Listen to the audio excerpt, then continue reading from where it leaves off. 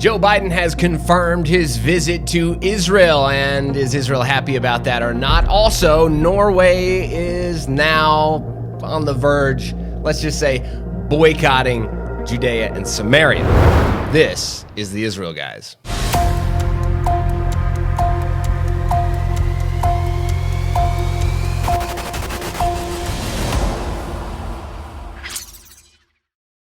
Welcome back to the Israel Guys, where we believe that in a world of fake news, you should connect to the true and authentic stories of Israel. If you have not subscribed yet, go ahead and do that. And also, if you're not yet listening to the Israel Guys on podcast platform, we have the Israel Guys daily. Go check it out right now.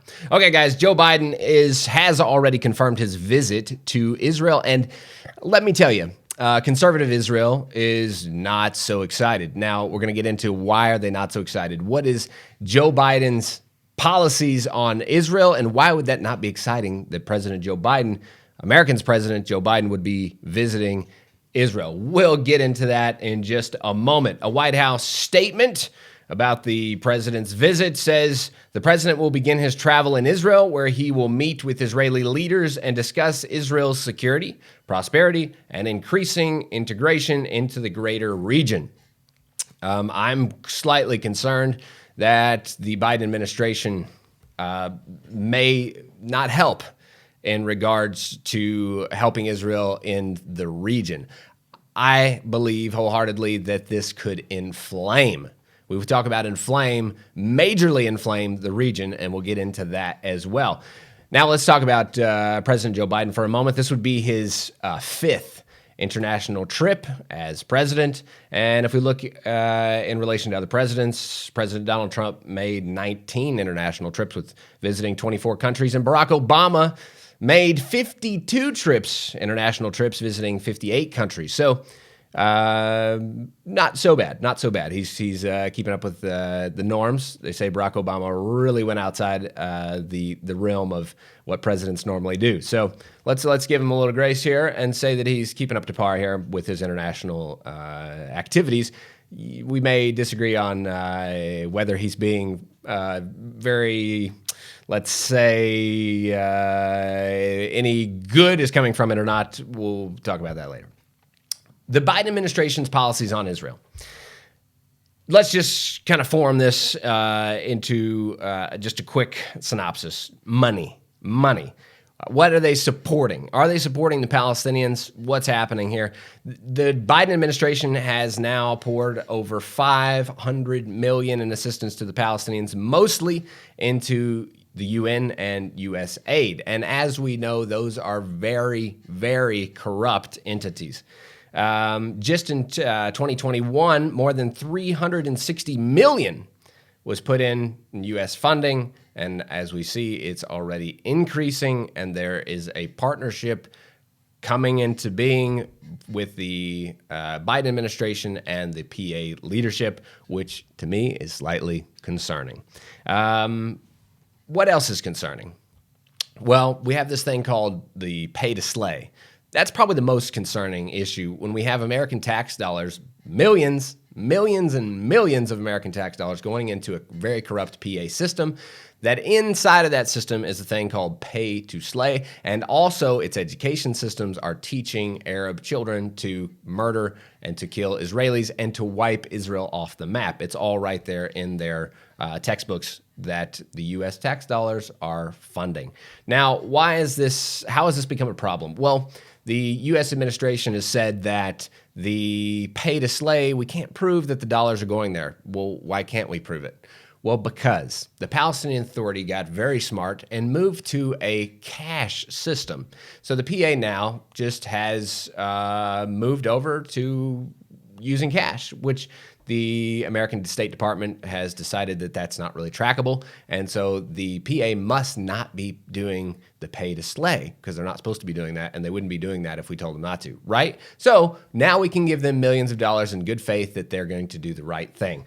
Not. I can 100% guarantee you right now that American tax dollars are once again funneling into terrorist hands in order to do what? To kill Jews. It's flat truth. You cannot argue with this. It's one of their pillars. It's one of the PA and what it stands on. if you don't believe me, let's just see who supports the pay to slay. And if they support it and it's one of their pillars of what they're doing in the government, then I would imagine it's still happening. Who supports it? Well, the president himself, Mahmoud Abbas, supports the paid to slay. And who else? The prime minister, Mohammad Shtayyeh, also endorses the pay to slay. These two gentlemen, the top leaders in the PA, both supporting the pay to slay, have not nixed it. No, they have not. And if the Biden administration thinks they have, they're just wrong. And the fact is that the State Department, the Biden administration, they know the truth. They know that they have not nixed it, and they know that they're supporting a terrorist entity in order to attack the nation of Israel. This is very problematic, and other things. The Biden administration pressured Israel when Gaza attacked. I'm just running through the list of things reasons why Israel may not be so excited from a visit from the president. When Israel retaliated against attack that Gaza started, launching rockets into Israel, hundreds and hundreds of rockets, thousands of rockets into Israel. Thank God for the Iron Dome system. This is last May. Guess what America did?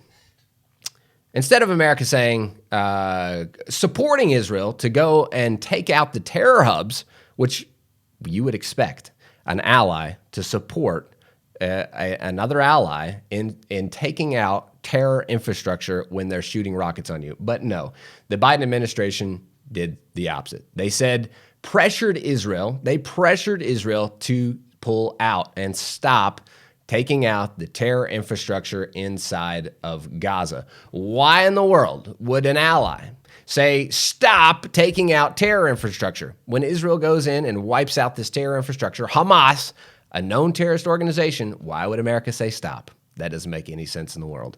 And there's another chink in the armor. Why in the world is America supposed to be a good ally, supposed to be a friend, not acting like a friend? Another reason why Joe Biden's visit may not be so popular, at least for Israel. Now, the Palestinians are jumping up and down excited. To me, that's a problem. Why else? Well, there's another big issue on the table, and that is Jerusalem. The president's and the whole administration's view on Jerusalem is not so clear as it was under the Trump administration. The Trump administration made it very clear that Jerusalem was the capital of Israel, and that was it. 100%, no questions about it. There was not going to be a Palestinian capital, a state of Palestine and its capital, Jerusalem. Wasn't going to happen. Well, Biden, I love it. Joe Biden together, maybe we could do something like that. Biden administration is very clear that it is not so much in line with the Trump version of what Jerusalem is. The Biden administration is trying to create a concept that the Palestinians would have a part of Jerusalem. Even now, we see the embassy in Jerusalem, we see the consulate. There's a bunch of mess going on there now where the Palestinians are trying to create on the ground facts that they have some sort of capital there where they're getting direct connection to the U.S. government through the consulate in Jerusalem. This is problematic. When the state of Israel has said one thing, and now the U.S. and the Biden administration is contradicting our ally, the nation of Israel, and its stance on Jerusalem.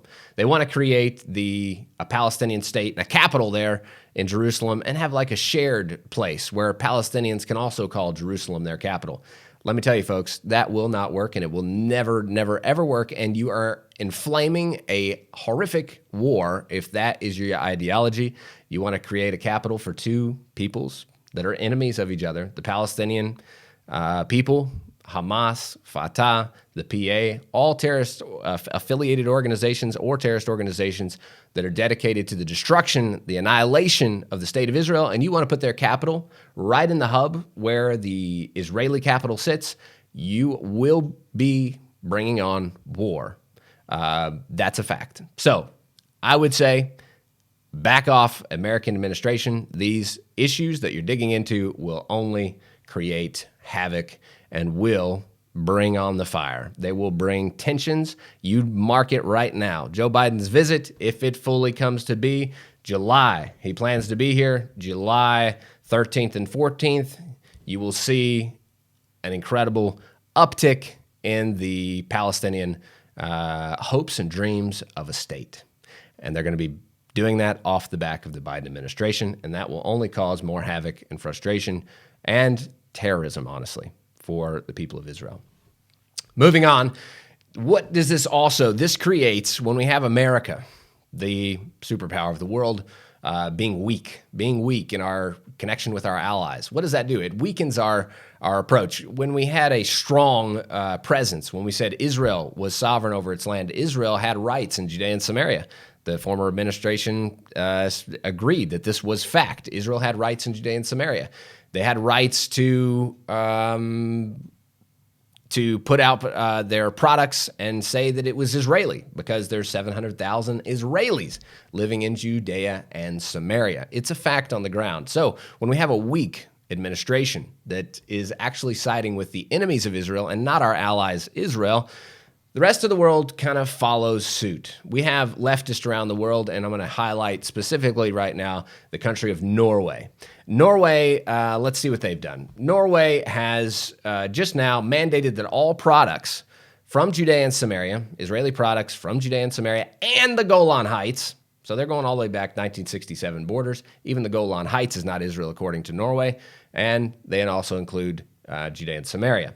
They're no longer allowed to be labeled. Their products here are no longer allowed to be labeled Israeli. They're to be labeled products of the occupied territories, Judea, Samaria, Golan Heights. Now, why is this a problem?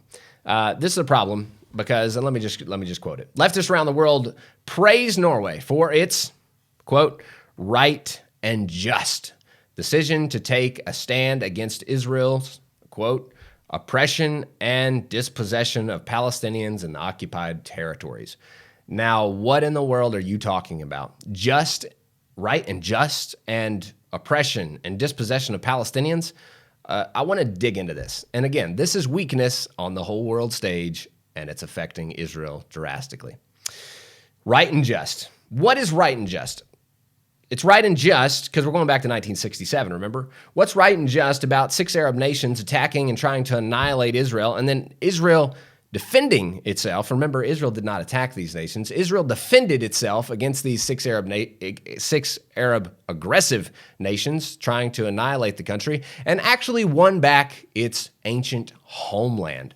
Now, if Israel doesn't have its ancient homeland, it can't defend itself. If Hamas and Fatah and all the other horrific terrorist organizations surrounding Israel were to gang up in these areas that Israel took in a defensive war, Israel would have an extremely difficult time protecting itself. So tell me what is right and just about 6 Arab nations trying to annihilate Israel and Israel defending itself. Well, the right and just thing is Israel defending itself. And the right and just thing is for the nations of the world to stand with Israel. The right and just thing is to allow Israel to name products from its ancient homeland and capital of Judea. Judea, Jews, that's the right and just thing to do. And moving on, what is also oppression and dispossession of Palestinians in occupied territories? I want to get into this because when people talk about this, and it's pretty incessant in the anti-Israel world, we have oppression and dispossession of Palestinians is like one of the big mainstays of leftist and the propaganda channels that are out there. What in the world are they talking about? Well, they're talking about 1948. They're talking about when Israel said that we're now a Jewish nation. And again, just like in 67, the Arabs attacked Israel. And guess what? Who told the Arabs to leave? The Arabs told the Arabs to leave because they needed them out of the way while they annihilated the newly formed Jewish nation. And then when they finished, the Arabs could come back and take their property again. Have you ever heard that? Well, that's just factual, 100% historic truth. That's what happened. And what happened when Israel won? Well, that really interrupted the Arab narrative that they were going to annihilate the Jews and then come back in and settle the lands, and they would be able to give their people much more lands. Well, that didn't happen. And on top of that, there was an even number, approximately, of Jewish refugees and Arab refugees. And do you ever hear about Jewish refugees? Well, no, because the Jewish refugees integrated into Israel and created the one and only Jewish state in the entire world. And that's what they did. The Arab refugees, many could easily be assimilated into other places. But guess what? They're a political ploy of every other Arab nation and all the propagandists in the world to try to fight Israel through that lens. This kind of refugee problem has never existed in the planet, never before. And I would assume this would be the only case that this kind of refugee situation exists in the world. It's so political, you would not believe it. If you dig on into it, you will find unbelievably political. And it's all to try to attack Israel on a political stage and try to delegitimize the nation of Israel and create havoc on the international stage. And unfortunately, most people believe that delegitimization that happens on the international stage. So a little history for you to understand what exactly are they talking about when they're talking about oppression and dispossession of Palestinians. Well, that's just not factual at all. That's not true. Let's get into the more stuff here. Why in the world would Norway say that it can't have products? Well, it's called, it's part of a BDS campaign. What is BDS? And what actually happens when Norway decides to, I'm going to say boycott. They're trying to make it a little bit easier lingo. They're trying to say that they're just saying that products can't be named as Israeli. Well, to me, you're already joined the bandwagon.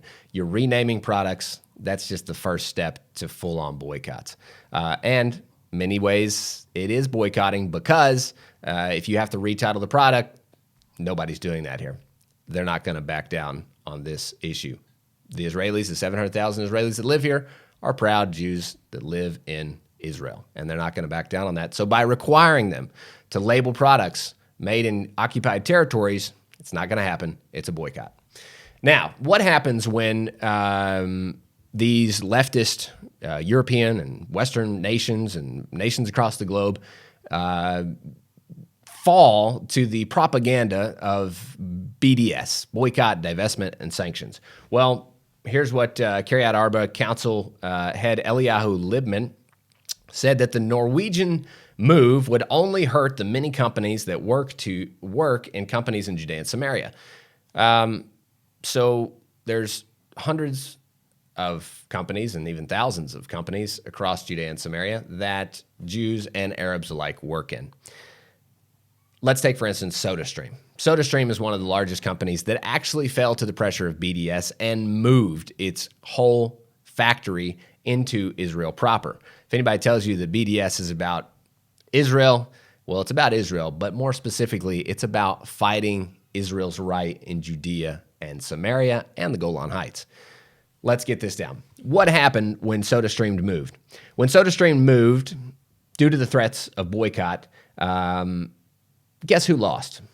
Well, not only did Jews in Judea and Samaria lose because they moved a whole factory supporting thousands of families, but more than 500 Palestinian workers lost their jobs. Now, a pro-Palestinian entity like the BDS organization and sponsoring anti-Israel things and supposedly supporting Palestinians, that's a pretty rough statement that you caused 500 Palestinian families to lose income.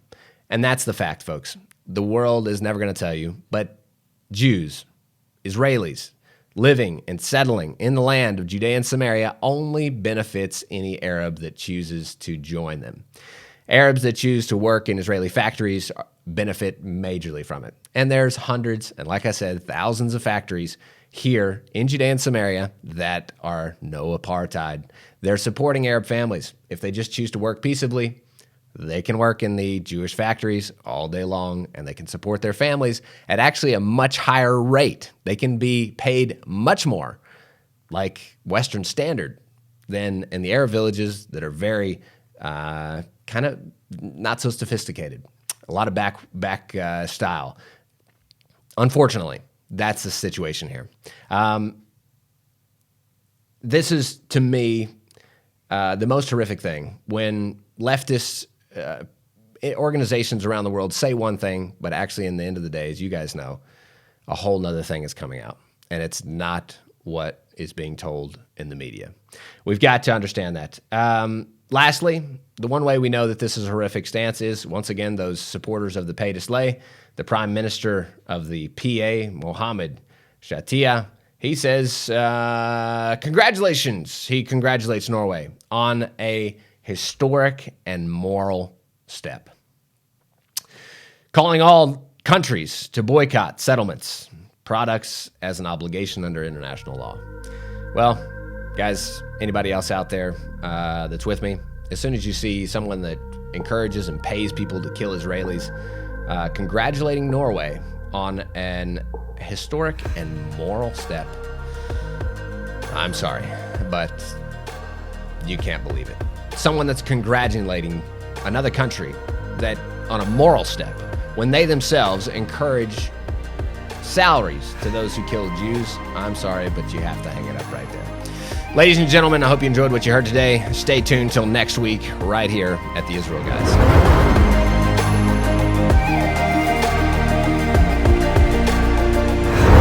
Thanks so much for watching. Two quick things before you go. One, smash that subscribe button. Make sure you hit the notifications bell so you don't miss out on any more of our content.